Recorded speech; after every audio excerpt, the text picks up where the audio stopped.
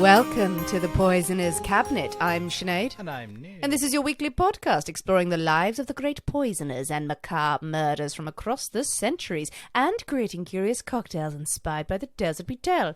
And it's episode 110. Ooh, how very fancy. Very fancy. Very fancy. But 110. We're into the tens.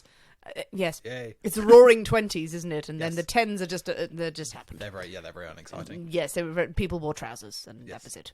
That's the only thing that happened. Yes, it seems like very get to the 20s, get to the 20s, get to the 20s. Get to the fun bit. Not in the modern 20s. These have been horrific.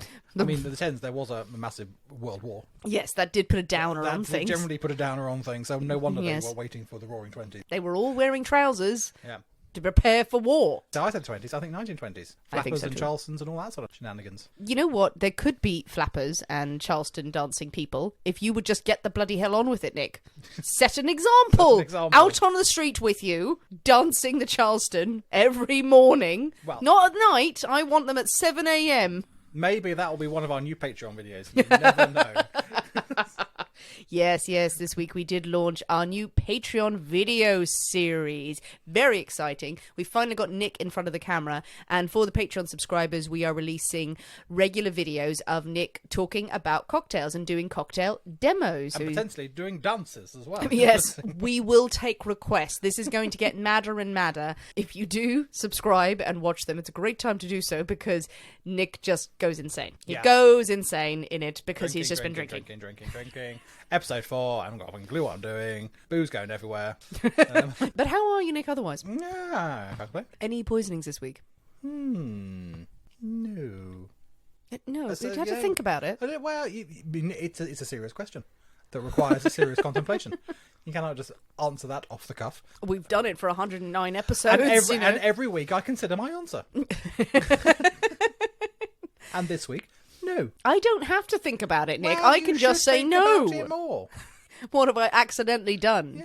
Poison their eyes. Well, speaking of poisoning the eyes and enjoying things on a different platform, I think it's time for us to thank our delicious new Patreon subscribers. Yes, we should indeed. Marv, they say they're in for a treat this week with all the new shenanigans going on there.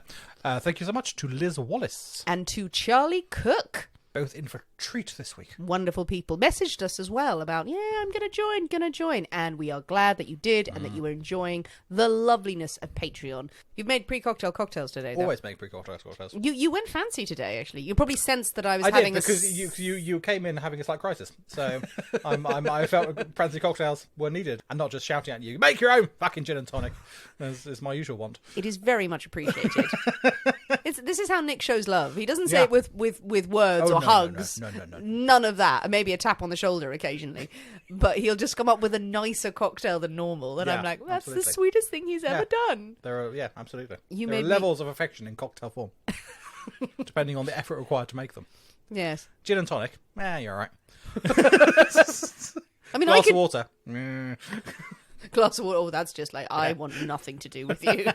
Leave my house now. Well, I'd say I'm starting to wonder why you're single. But actually, I think that's a great basis for a relationship. Absolutely. I would love to communicate with people just through booze. Just through booze. Yeah. But you made me a lovely dry orange martini. Dry orange martini. And you made yourself... I made myself a bijou. Ooh, one of your favourites. One of my favourites. Lovely jewel cocktail. Very nice. I like it. I want another. You might get one soon. Might get one. Ooh. Well, Nick. Hello. Are you ready? No. To drink cocktails and talk about poison? Intriguing. Or we could drink some poison and talk about the cocktails. Bodes well for all of us. What's it going to be, Nick? What's it going to be? Let's have a story. Oh, let's have a story with a beverage with it. With a beverage. Oh, lovely. We haven't actually quite established which way around it'll be, but it's fine. There will be a story. There will be a story. And there will be a and beverage. Well, let's go with the first one. Okay. Hooray, hooray, hooray. Well, it is Nick's story this week, and as we've established, we can't possibly have a story without a cocktail involved. Every week, as you know, dear listeners, we choose a secret ingredient that is inspired by the tale that we tell, and it will flavour our cocktail of the week. Nick's story, so his pick. Nick, the secret ingredient is... A fantastically fancy hat. Very happy with that. It is the ingredient everyone has been waiting for. The fancy hat. The fancy hat. Now, how fancy? I mean, what you'll discover, it is is proclaimed to be pretty damn fancy. I have very, very high expectations instantly of this story and of this hat. Right, well, we will see if it lives up to your expectations. I mean, if they just had a hat He just wore a hat one day. and someone said, fancy that? Fancy? Oh, look at you and your fancy hat, Mr. Jones. Well, a fancy hat, who doesn't love a fancy hat? Everyone loves a fancy hat. If they don't, they're wrong. If they don't, they're wrong and they shouldn't be here. Yeah, they should be drinking poison and not talking about cocktails. None of the good stuff for them. Wonderful. So with a fancy hat as your attire, as your ingredient, what have you come up with? This week. Now, it's surprising. There are very few hat-based cocktails. I am appalled and shocked. I was quite shocked by this. And then I thought, perhaps I could get a hat-shaped glass. And that is also equally difficult to get your hands on. I don't know how that would work. I found one set of glasses. Yeah. And they were like little sort of Nick and Nora glasses, but the stem was a little stack of top hats. Oh, that's very cool. But Why they don't were- we have those? Because they were £100 for two. And? And I thought, that's a lot of money for hats in glass form. I mean, I can pick holes in this, Nick. I can pick holes. Wouldn't have been here in time. It just doesn't matter. Okay, Still. well, I'll order them this evening, and then in 2 weeks' time, we'll have Fancy Hat 2. So with a fancy hat Fancy Hat. as your inspiration, your Yes. ingredient, what you're going to wear, you need to wear a fancy hat while making a Well, cocktail. everyone's wearing a fancy hat while recording and listening to this episode. What have you come up with? We are having a top hat. A top hat. Are we having a top hat? Okay. I was expecting fancier. Is a top hat not fancy enough? I mean, it's the fanciest of the hats. I mean, I defy you to find a fancier hat. I'm interested what a top hat cocktail would be. Well, so am I. Yeah, so they're not easy to come by. So Ooh. a lot of googling had to go in this one to find a random website with a recipe. Okay. And I found it, and I thought that sounds intriguing. So we'll give it a go. Love an intriguing cocktail. Well, with our tops hats dusted off, we are going to parade into the poisonous cabinet kitchen, people, and shake up a storm. So we'll see you in a minute. We'll see you in a bit.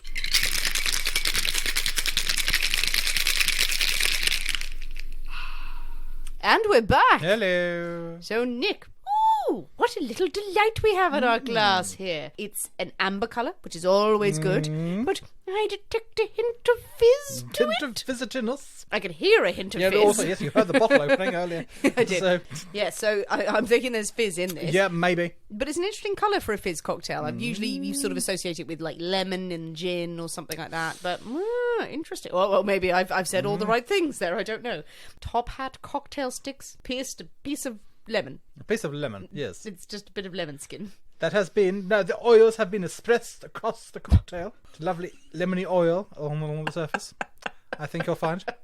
Have they? Yes, they have. Okay. Coil of lemon skin. Oh, you've expressed the Lemon oil. skin. Not lemon skin. Peel. Peel. I forgot You the don't word. skin a lemon. Oh, you do, my friend.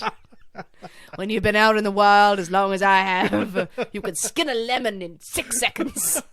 And I love the way you expressed the oil, like you're milking it. Express some oil. No, milking is milking. No, but like you express breast milk. Yeah, that's what I did. Your breast milk is lemon oil. My breasts are full of lemons. One lemon, one lime. It's great. My brain literally thought you were being serious for a minute there. I went, that is really practical. That's really handy. Also, I am worried for all the cocktails I've drunk here.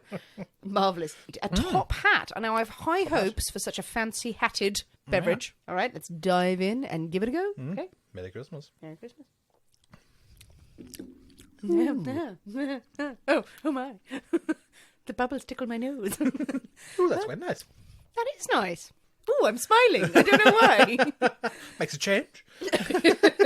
Is this happiness? Is it? Is this what Is pure this joy what joy is? feels like? With no repercussions. No, that's nice. That's, Yeah. I don't know. I'm gonna. I'm pleased You with know that. what? I'm gonna take. Can I take the garnish out? Yeah, absolutely, because it's mainly Because going to it's stab you in the clanking face. now. Yeah, yeah, it's poking me in the eye. So it's one of Nick's beautiful top hat cocktail sticks, which aren't gorgeous. And Nick, I think you should put on episode or on social media where you can buy these because they are really striking and they're lovely. From the shop I work in, buy them all. Oh, I didn't know that. I literally wasn't trying to plug that. But yes, remove it so we can enjoy the beauty of the drink. So this is. Oh, that is dangerously tasty. That's good. I like that. I'm impressed. I was a bit concerned. It would be a bit like meh, but that's very nice. A glass Happy. of fizz. Oh, it's going to be a fizz episode. Yeah. Well, the best thing about a fizz episode is that we have the rest of the bottle of fizz that has to be drunk. Yay! before the end of the episode. I'll Them's take the that, rules. thank you. So yeah. Not my episode. Whole bottle of fizz. I am here for it. So in the cocktail, I can't work out what's in that. So Lemon. no, What? there were some lemon oils, Oh, only lemon but oil. no juice. No juice. No juice of a lemon. You have not juiced the lemon. have You've not. merely milked it I've espressed it, but not juiced it. like a boob. Does one juice a boob? You don't want to juice No, a boob. No, no, that's no. why you should only express I it. feel that's a bad way to go. We have dry vermouth. Ooh, We have some dry vermouth. We have some Benedictine, monks. What? which is where the ambery hue comes from the Benedictine Yes. liqueur. So a bit of a herbally, slightly bittery twang going on there at the end, but very nice. And then some Angostura bitters, which is also where the colour is coming from. Lovely. Just those three ingredients, stirred with some ice, topped up with some fizz. That is With a lovely. bit of oil, a bit of lemon over the top. And it works really, really nicely. I'm really impressed by that. I think it is suitably fancy for a top hat for the name. I would say it is a top Yeah, hattish absolutely. kind of cocktail. I think the fizz adds to the fanciness of the occasion. Oh, obviously. How can you possibly wear a top hat and not have some fizz? So yeah, nice. I think Benedictine is on the top end scale of the herbal drinks where chartreuse is languishing at the bottom. Okay. I don't mind Benedictine. Every time you've used it in a cocktail, it's always been a pleasant surprise. It's got just a hint of herbalness and a hint of the complexity Yeah, that I think you love in chartreuse. It is certainly one of the least florally those sort of class of drinks. It does add that bit of complexity, a bit of interest. And you would think the words floral would make it go, oh, floral is lovely and floaty. No, it isn't. No. That means it's really quite pungent when you go down the scale, Yeah, indeed. But that's amazing. Yeah, So no, this is Benedictine fizz, I would not have put those together. Benedictine, dry vermouth, And the Angostura bitters. and some bitters, and topped up with fizz. So 4 ingredients, really simple. This is dangerous. Yeah, absolutely. If you've got some Benedictine, again, that's probably, as we said before, parents' back of the cupboard Yeah, drink. absolutely. Yeah, definitely. You might have bought one. You might have been gifted one. If someone heard you're into cocktails, they tried to fob off whatever cocktail bottle they'd gotten. Benedictine is a great addition to the cabinet if you can get one. And add that to some fizz, a little dry vermouth to balance it out. The dry vermouth balances it out nicely, but I mean, if you haven't got Benedictine, I think you could. This has got like a quarter of an ounce of Benedictine in it, so it's really a very small amount. If you haven't got that, I mean, any sort of like a Morrowish sort of bitter liqueur would probably do it at a pinch. I mean, you could probably even, I would say, with a lesser amount, you could probably use Jaeger. What about the Chinar? Or... Yeah, Chinar, something like that. That's got that sort of bittery sort of twang. I think you'd have to experiment with the quantities. I think a quarter of the Jaeger would be too overpowering because that's a much more sort of licoricey sort of a flavour to it and a seedy. But I think any of those liqueurs could be substituted in. It's a good one to experiment with because it's not a lot of ingredients It's very little because you're topping up with the fizz. And this is just this is not champagne. Only the finest of champagnes we have. Only the finest. Taste the difference. Taste that fucking difference. Every time we get a taste of difference. A lovely Crémant from France. Very, very tasty fizz. I'm very impressed. So, with our top hats in hand, flipped onto our heads. No, that's messy. Maybe we'll just hold it as we go down this road towards the story time. Twirling your cane. There's a cane as well. There may well be a cane. Who knows? Okay. You'll find out. Wonderful. I am excited for a story that involves a very fancy hat. Nick, hit me with a story. Okay. So today we are going to the beautiful, beautiful place. We're going to beautiful Pang Estate in Malaysia. I did not expect that. So we're going to Malaysia for our story today. Okay. Now, Pang State is a region, it's lush mountains, forests, rainforests, beautiful beaches along the South China Sea. Beautiful. By day, this area is stunning, full of tourists. But by night, it takes on a slightly different vibe. Ah, top hats everywhere. Quite different. No. Oh. Not necessarily in a good way. Oh, shit. Now, local folklore in the area says that the forests are home to many, many dark and terrible, terrible things. Okay. There are evil creatures that lurk amongst the trees, waiting to drain the blood of unwary travellers and steal their souls. So it's not somewhere you want to be caught after dark. I 100% would. So bring it on! Bring it on! Bring it on. It's nice. Get there early. Get to the beach. have a nice time, have a few drinks on the beach. Indoors. But make sure you're gone by nightfall, otherwise you ain't going to last. I would adhere to those rules, but I would be pressed against the window, watching for fools who did not obey the rules. Yeah. So in early July 1993, there's a local... Oh, we're bang up to date. Yeah, so we're going for quite a bit of a modern one here. Ooh, so brace yourself. Bit of a turn for the cabinet. I mean, 90s was a long time ago. Don't say that. I know. Shut up. It was 7 years ago. It's really upsetting when you think 1993 was almost 30 years ago. No, it wasn't. No. It was longer ago than we would like to admit. Anyway, so we were in July 93, and local politician Datuk Mazlan Idris leaves his wife and child on his mourning and never returns. Oh. Now, some of the more superstitious locals are entirely convinced that he has been spirited away by monsters in the forest, monsters found in the forest. First explanation For everything, absolutely. It must have been monsters. But there are those of a more questionable, more unbelieving nature who are convinced that there's probably going to be another explanation. Probably. There may well be another less monster-based explanation as to why this man has vanished. Hasn't been taken away by tiny, tiny little people on wheels. Now, Mazlan Idris he's a big name in Malay politics, and he has grand ambitions of rising through the ranks of his party to high office. Not unusual for him to spend a few days away from home. He travels a lot, meeting his constituents, attending various meetings and functions, and it does take a couple of days for people to realise he's actually missing. His family think that he's out on business, he's out travelling.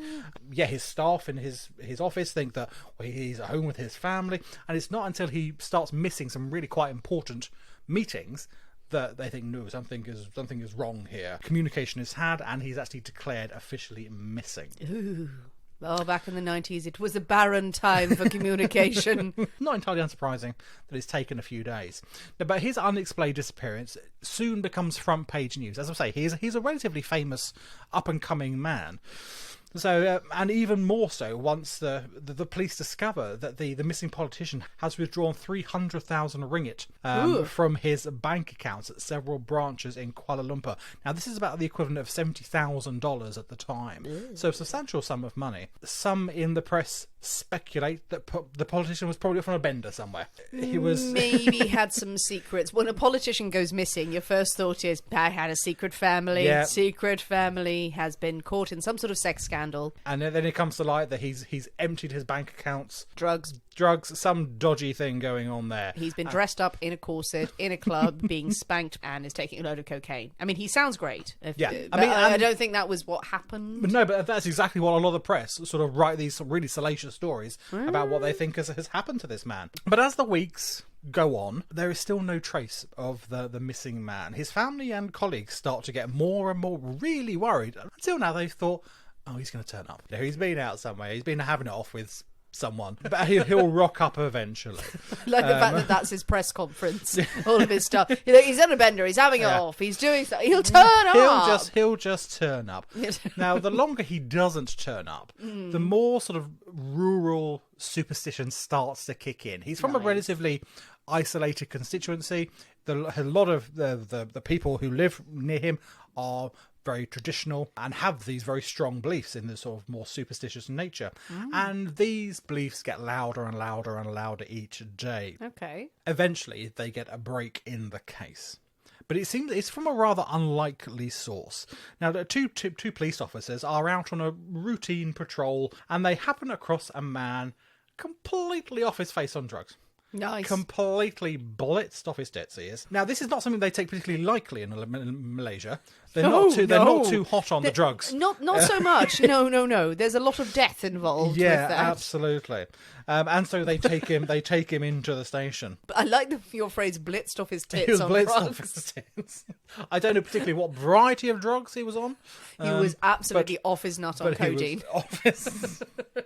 He had really gone hard on the antihistamines. No. I don't know.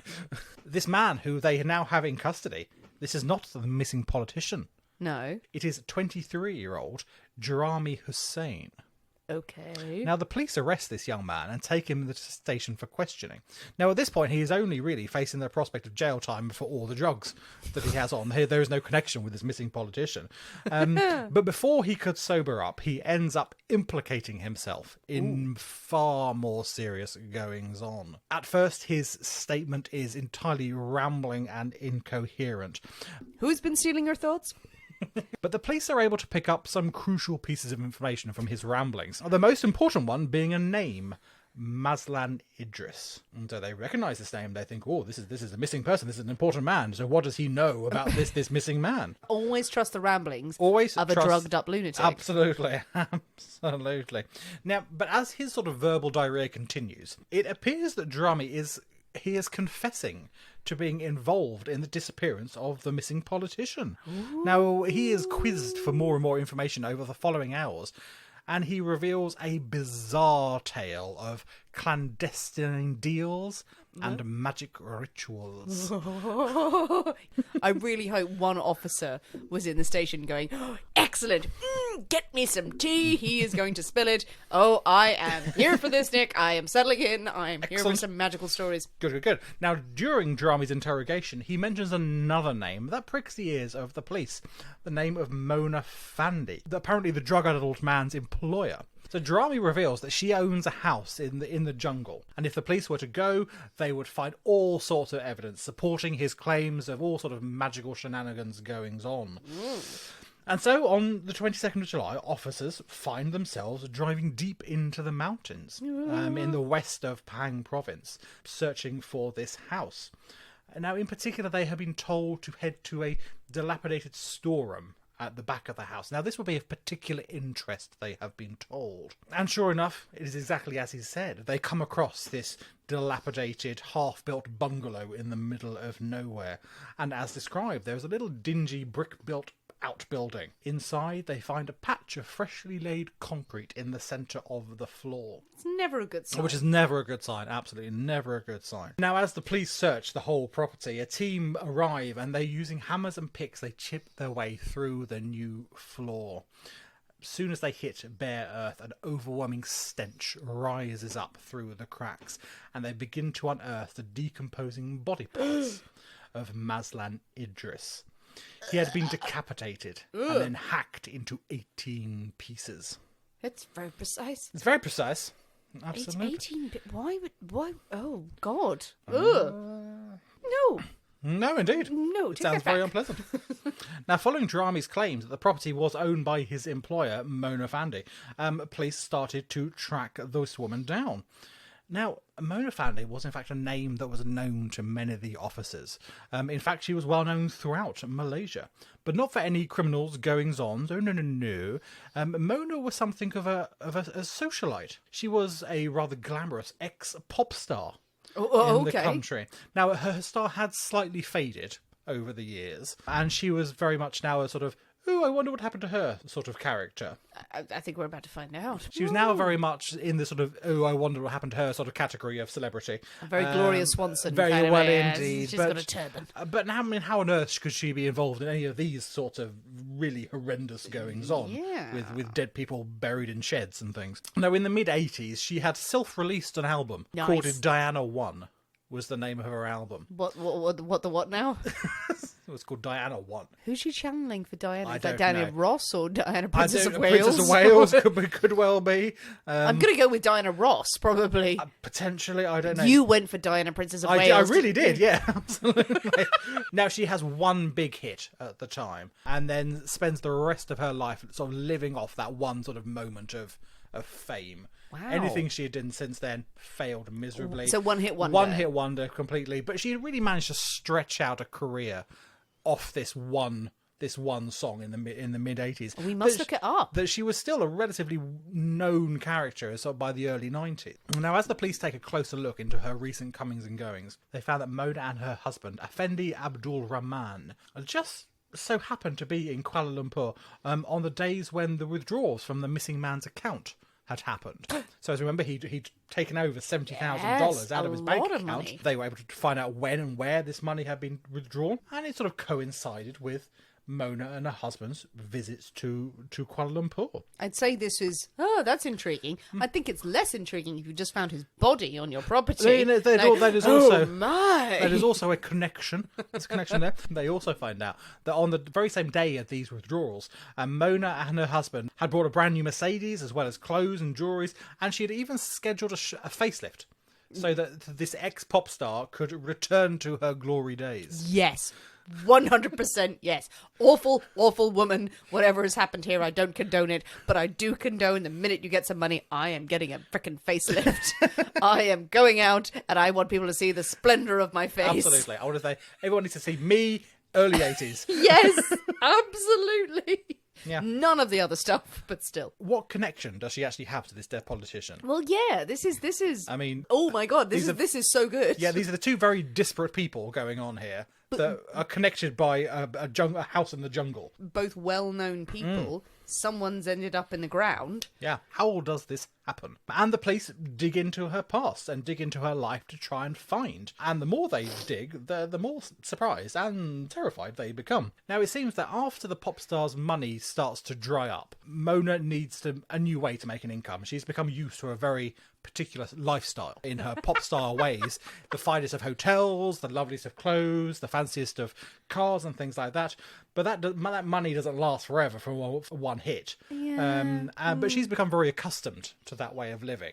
I think she's had a taste of it. If you're a one-hit wonder, you're not going to be accustomed to it. You probably have come from relatively modest background. Then suddenly you get a taste of the high life. Yeah. And then you go, oh, I want more of that. Yeah, she doesn't want to give it up. No. Absolutely. She is refusing to give up what she's now gained. Now, obviously, she can't get a normal job like in an office or a shop or something like that. She is famous. Famous people can't do that. No. So instead, she decides to return to her more rural roots and reinvents herself as a traditional Malay shaman. Yes. Known as a bomo. They are thought to be sort of masters of magic and traditional medicine. But they are also known to have a rather ambiguous moral compass. Now, they are just as likely to curse you as the person that you have paid them to curse, sort of thing. They are rather loose with their loyalties, shall we say. Certain people would be very loyal, other people, whatever can you make for money. That happens in every kind of practice. Absolutely. Now, much of Malaysia is deeply Islamic. Yes. But there is a rather sort of uneasy acceptance of the Bomo culture. Practitioners will often cite verses from the Quran and claim to be following Islamic teachings, but this is probably more likely a way to placate many of the more devout Islamic people there. And the influence of the Bomo shamans is still incredibly strong, especially in more rural, more isolated areas. Okay. It is incredibly vibrant. Now, most Bomos were sort of relatively small-town shamans, but there were other, probably less scrupulous practitioners that have been known to become multi-millionaires from their trade. And can you guess which path Mona followed? Well, yeah. She wasn't going to be returning to a village and little hut, helping out pregnant women and people with achy legs and stuff like that. No, she was aiming for the big toe Bomo cash. That's quite depressing, isn't it? Yeah, I mean, essentially she becomes the Malay equivalent of a televangelist. So she sort of trades spiritual assistance for cash. Everyone else who is offering these services are generally sort of relatively elderly, wizened old men who have got twigs in their hair and live in the forest. They have the look. They have the look, but this is a very glamorous young woman who is offering these services as well, and people flock to her. People find her quite, and she's quite. She's got a network. Her name is known. She's got a network, and people go, "Yeah, if you can do these things, absolutely. I'm not going to go hike up a mountain to find a man in a cave when you're here." And so I'll pay you a bit extra cash. So if you can do these things. And people from all over are interested in her supernatural services, and she becomes incredibly in demand, gaining far more fans and wealth than she ever did through singing. Now, eventually the shaman couple are sitting on a huge pile of cash.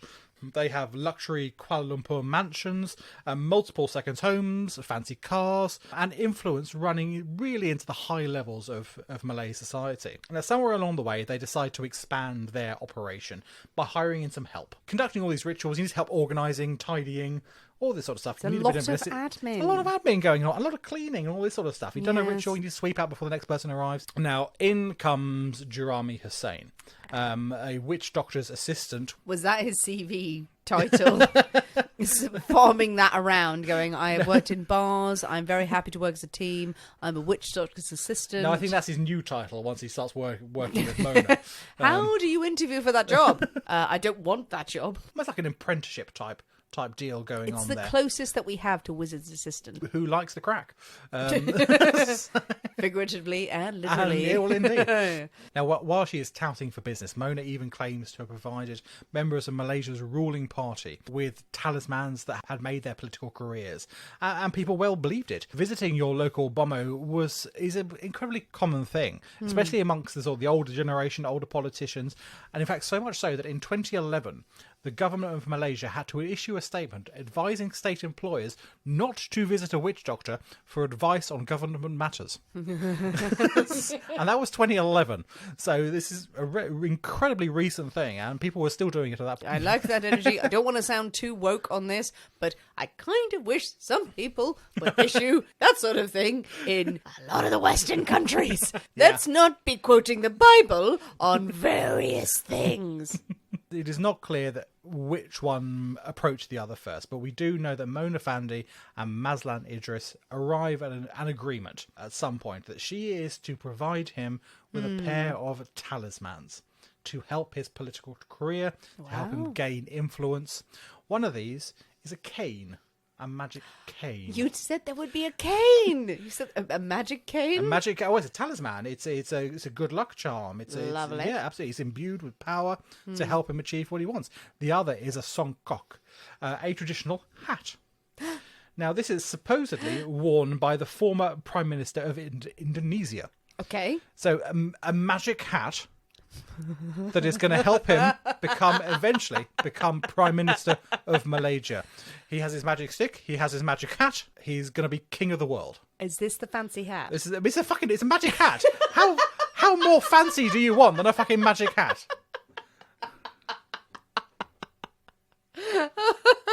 I was expecting a top hat that he paraded around in. It's a magic hat. I would love it if it was just a dunce cap with stars on it.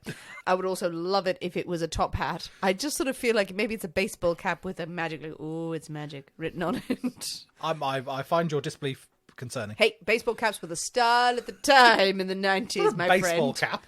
How do you know, Nick? How do you know? You're Googling it, aren't you? going to You're Google. absolutely going to Google it. It's a very nice hat. What does it look like? It's like almost like a fez type thing. It's a. You're the one who picked a top hat picture. Yeah, I said... and I sent you the picture, and you said, that's amazing, that's a good fancy hat. And then you chose it. Don't you put this on me. Don't you bring this to my door. Look, it's a fucking magic hat. What more do you want, all right? I love it. I Good. love it. Magic hat. Fez is shit, though. It's a magic hat. That's quite shit. It's black, it's not red. With some nice embroidery around the front. Oh, very nice. Very Yeah. The embroidery going, this is a magic hat. Magic hat. Okay, it's got a magic hat. Fancy magic hat. Cane is filled Sparklers. It's great. The cane is a sparkler. Now, these items are going to fast track his political career and make him entirely invincible. No one will be able to touch him.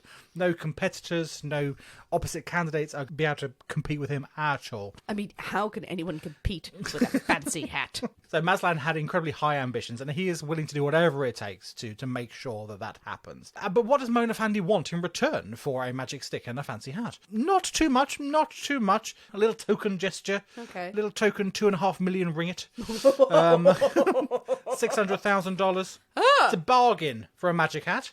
And a fancy cane. And a fancy cane. I mean, I might pay that much for a fancy hat. Yeah, absolutely. Magic or not. This hat is going to make me king of the world. I mean, that is a bargain if you put it like that. Well, exactly. I would believe you as well. Yeah, well, indeed. And as did Mazlan. He did not flinch whatsoever at this relatively extortionate cost. But for him, it is a small price to pay for his ambitions. And they arrive at a sort of a settlement plan for this expensive. He will pay a fifth up front. For the rest, he will offer up property deeds, land deeds and things as collateral for the balance. And so once the first stage payment is made, Mona hands over the new, incredibly powerful talismans, the cane and the hat. He grasps the cane, puts on the hat, nothing happens. There's no bolt of lightning, there's no clap of thunder or anything like that. Mona says, well, the magic will take a few days to sort of get started. It takes a bit of time to get going. Go about your business, but don't forget to carry your cane and wear your hat, or it just won't work. This is feeling like the Emperor's new clothes, isn't it? Now, after about a week or so, Maslan is starting to think that something's not quite right. And he, in fact, refuses to pay any of the balance of money that he supposedly owes. And starts accusing Mona of selling him charity shop tat. This is nonsense. Nothing is happening. It's absolute bollocks. She's nothing but a crook. Now, Mona is livid at the accusation. This is not her problem. This is nothing to do with her. This is all down to him. Maslan Idris, he is dripping in negative energy. The ambition, the ruthlessness.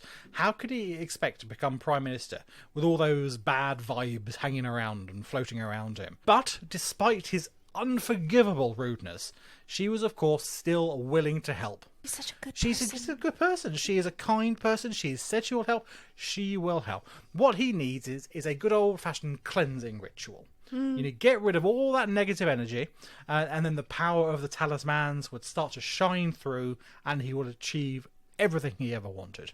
Maslan agrees to this ritual. It's not no extra cost. She's not throwing it in for free, really. So why the hell not? Maybe it was because he believed her, or maybe he knew he wasn't getting a refund. So why the hell not? So yeah, exactly. So he went for it. And this is why Maslan Idris leaves his house on the evening in July 1993 and drives in the dark to the small, isolated bungalow in the middle of a forest. As he walks up to the house, the doors swing open, and Maslan is welcomed inside by the bomber and her husband, Fandey. Now, the air inside this main room is heavy and thick, with odours from various bottles and jars, from candles and incense burning, bottles filled with like weird, oily liquid clumps of hair, randomly parts of plants and other more unidentifiable lumps of things suspended in various fluids. Now, on the wall opposite of this is a portrait of the great lady herself, Mona Fandey, painted wearing her extravagant ceremonial garb. Mona welcomes her guests and explains what was about to happen. He was to lie in the centre of the room while Mona and Fandey performed a manabunga ritual over him. Now Maslan is actually quite familiar with this ritual. It's a flower bath. Pretty much. The recipient is doused in sweet-smelling petals and fragrant water to draw the badness out and infuse the subject with calming goodness. And it's entirely not uncommon practice just for relaxation. So he goes, oh, that sounds lovely. Why the hell not? And so he is led into another room where a platform has been prepared for this ritual. It's already covered in flowers with some nice incense and candles going. It's all very pretty. There's a sound of running water in the corner. And after a while, Maslan starts to relax and thinks, oh, this might be quite nice. As he lay down, the ritual begins. The two shamans start to get to work chanting as petals floated down around him. His body is washed with nice smelling water and cleansed of its sin. Towards the end of the ritual, Mona tells Maslan to put his head back and he would soon start to feel money falling down from the sky. As Maslan relaxed further, dreaming of his future wealth and power, something very different falls from the sky. A great big axe. The axe comes crashing down, nearly decapitating Maslan in one strike. Whoa! The assistant Jurami has leapt from the shadows with an axe. He strikes again and again, eventually severing the politician's head. Jesus. That is extravagant. Behead someone in that manner. Also to go through the whole ritual beforehand as well. I mean there's a lot of staging. Yeah, well, just come in and have at it, my friend. Have at it. Yeah, because you're not going to be able to explain away a beheading. No, not really. No, so just run out the guy and go, well, you know what, this is going to happen. So well, I don't know if they think if he's relaxed, more alert at the beginning, he's more concerned, he's more alert, he's going to perhaps react faster. He's maybe able to defend himself, but quite in this possibly, incredibly relaxed comfortable, peaceful state, Yeah. he doesn't see it coming.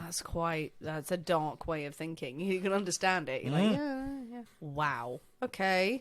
That is one way to deal with the problem. Yeah. The following morning, Mona and her husband take off for Kuala Lumpur with all of Maslan Idris's bank cards and bank details, leaving their assistant Jarami to deal with the aftermath of their little ritual. But it does seem that Jarami needs a little chemical encouragement to do what has to be done. Right. And he takes what money he has and buys a big old bag of drugs. Yay.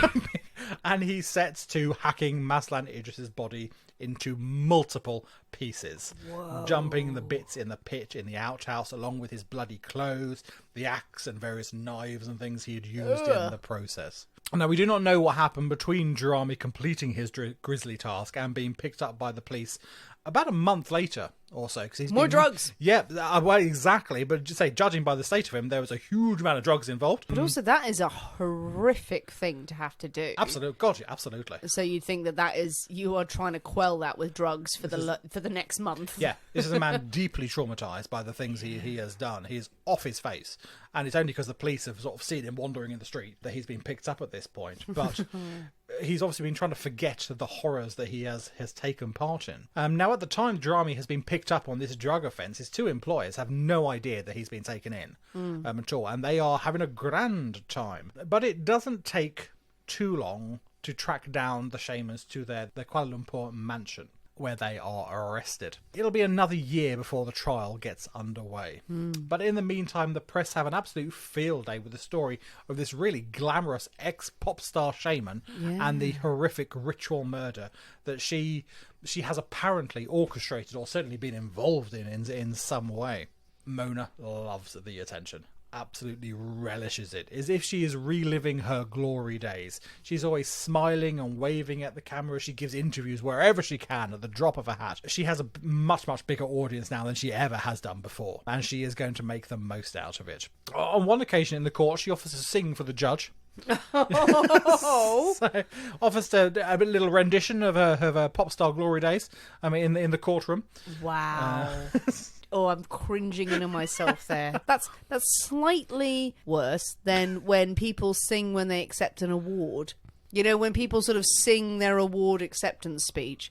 Or the Eurovision hosts in different nations when they sing when they're supposed to give out points. Oh yeah, that's upsetting. That's about third. Her singing in a courtroom when you're giving evidence, about third. Maybe actually nothing is worse than the Eurovision one. Other days she signs autographs for fans waiting outside the courtroom. There are people that actually transfer between prison and the courtroom. Her guards would sometimes show her articles in the glossy magazine that she's appeared in, and she would thank the jury before the trial resumed each day for their lovely words, their things they have apparently said about her. Oh my God. In these articles. But she hasn't abandoned her sort of witch doctor vibe completely. She's still going along with that. She still tries to convince people of her magic abilities. In one magazine, it is reported that residents near the prison that she is being held in had seen her walking free in the middle of the night, apparently using her supernatural powers to leave her cell before returning before dawn. The prison service goes, no. She's very much locked up 24 hours a day when she's not in court. She's definitely there. But no. She sees this in the magazine. Of course, it is 100% true. Absolutely. Yeah. I go for walks at night. I use my magic to get out. I can come and get you too. If someone says something, then you're going to completely play up to it. Absolutely. Why not? She does entirely. On one day, as press are clamouring to get pictures of her as she's coming out of the courtroom, they're shuffling to get a close-up. One chap trips and bumps into her. Now, in a flash, her demeanour flips from her usual smiling, jolly, everyone take pictures of me. She shouts obscenities at this terrified cameraman and spits in his face. Now, he is so terrified that he has been cursed, that he has been afflicted by this woman, that he dumps all of his gear and legs it to the nearest sort of bathroom, where he is frantically scrubbing himself clean. But still in court, the confusion remains about who is exactly responsible for the death of Maslan Idris. According to Mona and Fandey, this whole thing is done by Jarami. It is entirely his doing. They knew nothing about his plan until he comes rushing into the room with this big axe and strikes his head off. They were as shocked and appalled as anyone about this horrific crime. Not so shocked that they didn't then steal his bank cards and buy a new Mercedes the next day. Yeah, but shocked absolutely, yeah. nonetheless. Yes, make the best of a bad situation. Exactly, make the best of it, indeed. Now, the court were of the opinion that Jarami's version of events is probably a little closer to the truth. He has no reservation in claiming that, admitting that, yes, he killed the politician. He was the one who swung the axe, but he only did so on the orders of his employer. He goes so far as to say that he's actually been placed in a magic trance that forced him to follow their orders. But the result is much the same. Jarami admits to being the one that had dealt the fatal axe blows. The trial lasts over 2 months, with over 76 witnesses called to give evidence. But on the 9th of February in 1995, the foreman of the jury returned their verdict. Mona Fandey, Afandi Abdul Rahman and Jarami Hussain are all found guilty and sentenced to death by hanging. Now, Mona and Afandi seem completely unfazed by this sentence. They are completely they don't seem bothered whatsoever. Jarami, though, seems like he is entirely expecting. He has looked like he has accepted his fate. Mona is still smiling for the cameras, thanking the jury for being there, having a grand old time, still revelling in the attention. There are appeals and supporters write to the government and even to the king to have their sentence commuted. In interviews, Mona declares, "I am happy with the decision. I want to thank all Malaysians. I love all the people." Okay. She says in interviews. All the appeals fail. And before first light, on November the 2nd, 2001, Mona, Afandi and Jarami are led out of their cells into the execution chamber. The prison doctor, a warden, are already waiting inside alongside various officials, all of whom watch as the three killers were led up onto the wooden platform and the gallows. It is reported that in those final moments, Mona Fandey uttered her last words, "I will never die." But then she died. Okay. And there's the bizarre, crazy story of the Malaysian shaman. Oh my God. Mona Fandey. Wow. That is some delusion Ooh, going absolutely. on there. Now, that is not to say that anyone who believes in the practices of shamans in this area, believes in the magic, you're entitled to your beliefs, but clearly someone who was going to use something very much to their advantage. No, this is someone who's done this in financial gain entirely. And is manipulated a belief. Absolutely. 100%. Whether it is their belief or not, they're going to do it for financial gain. Why did she choose such a prominent figure? He had money, yes. He had money. I think probably initially she thought, or she could fob him off with these talismans, the magic hat and the cane. He was going to do his thing. He's not going to come back. But then he does pick up a fuss. He starts questioning it.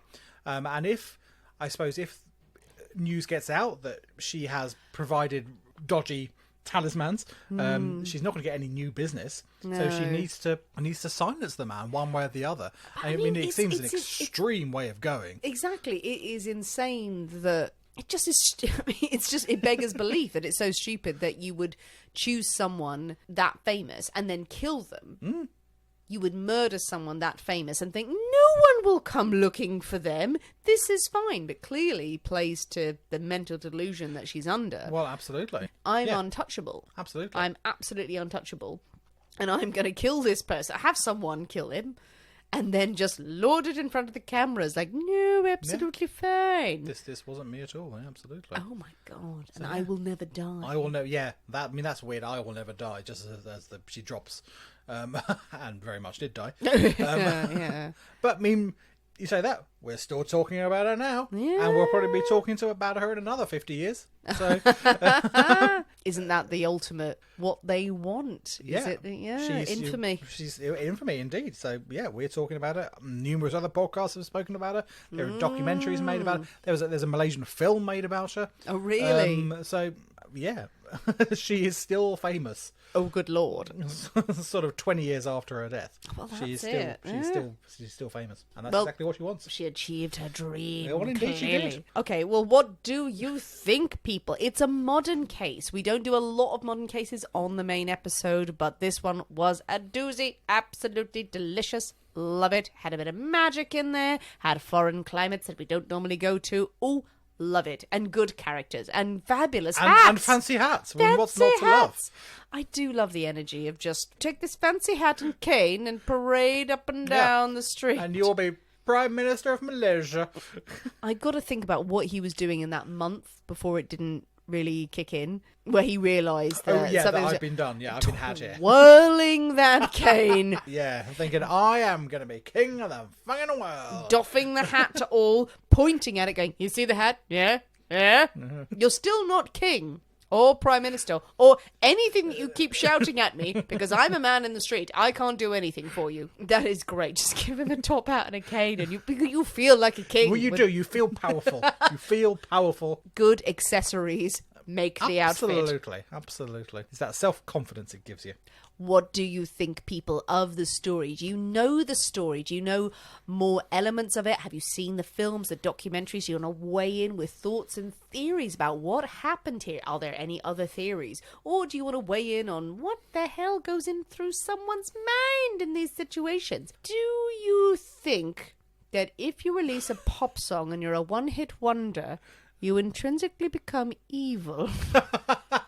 How many one-hit wonder stars have become evil over the years? Have become killers over the years. Well, not killers. I mean, that's very dark. But maybe one-hit wonders. Who do you reckon, of the nice people that maybe you've never heard of, who do you reckon is secretly evil? I don't know.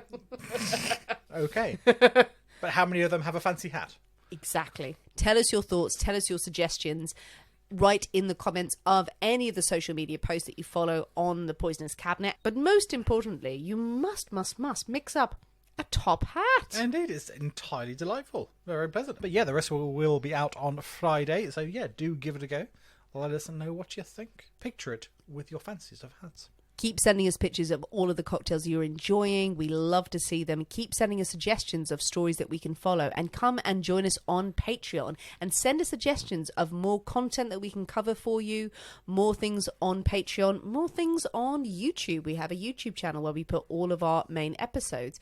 And please do leave us a review if you haven't already. It really, really helps us get recognised more and keeps us doing this podcast for you because we love you so much. Thanks for listening, guys. We have been the people inside the Poisoner's Cabinet. We will see you next week. And remember, your loved ones are trying to kill you. Bye.